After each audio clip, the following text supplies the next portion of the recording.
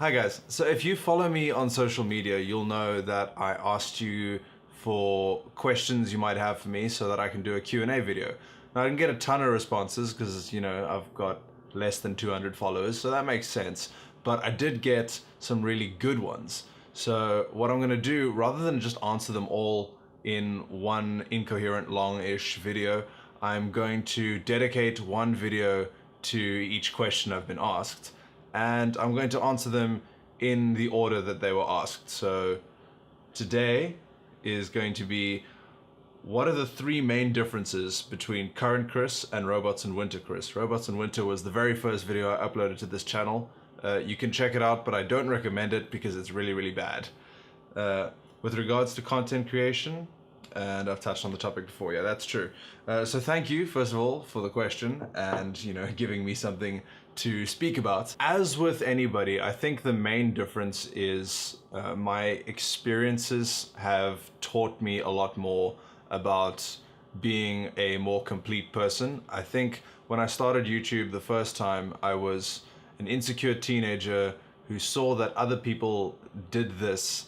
And I started the YouTube channel because it was a project for an entrepreneurship course I was doing, and they told me that I needed to give them a business model. So I showed them the YouTube partnership program, and I got a really good mark for it. And I thought, well, okay, well, since I've done that now and I'm showing this as my example of running my own business, why not just do it? So I did that, and yeah, I mean, I didn't have anything in mind. I think that's one of the crucial differences, is that there was no plan or real goal with the original channel, what was then called the vlog bag, because I would just try to do something funny every week with no real end to it. It was literally just have camera, will travel, or have camera, will make stupid faces at it. In terms of the technical side of content creation, I have since studied filmmaking, so I have a better grasp of what works and what doesn't, why you should this and why you shouldn't that. YouTube is pretty much the only place where I can get away with jump cuts, so I use them a lot because I'm forced to be very professional in my video editing work.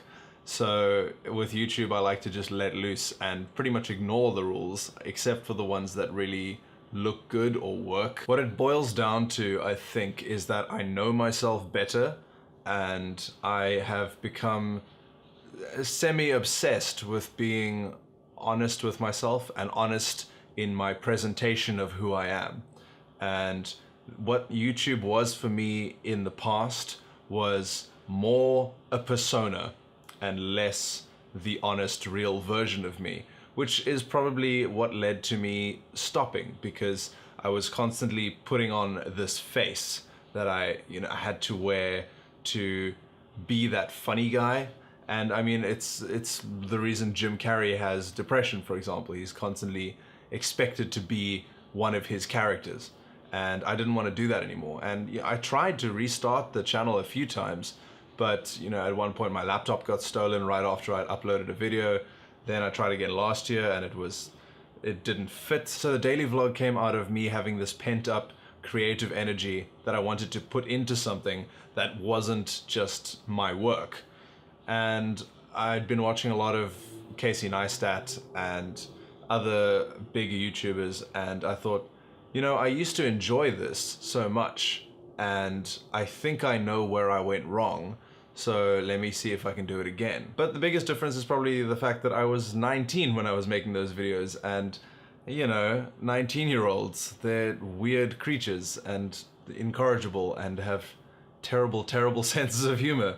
Whereas now I'm 24, I've got more of a life, and YouTube is less a place for me to earn fame, which I think was a lot of my motivation back then, and more of a creative outlet, which allows me to look at it in a very different light and allows me to be much more honest with and about it. But you did ask for 3 main differences, and I've just been nattering on for 6.5 minutes. So let me try and distill this for you. First point, I'm older and have more life experience, and I don't feel like I need to perform for the camera. Secondly, I'm not trying to get famous or make YouTube my job, because I'm not fresh out of high school and worrying about what my prospects are. I am self-employed, and therefore that is no longer a factor. And finally, number 3, back then I didn't need to be creating something because I was lazy and I had all this free time,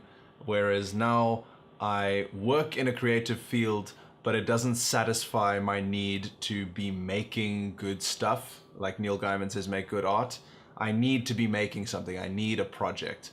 And YouTube has become that now in my 20s, where in my teens it never could have been that, because I never would have thought that far. So there you go. I hope that answers your question. Thank you so much for asking it, because it gave me an excuse to get a little introspective on this channel again. And I honestly enjoy that more than I could. I don't know. I've had fun.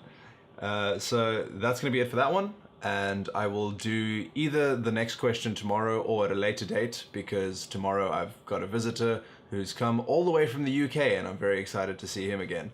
Yeah, thank you very much for watching. Please like, share, and subscribe, and enjoy Andrew eating ice cream.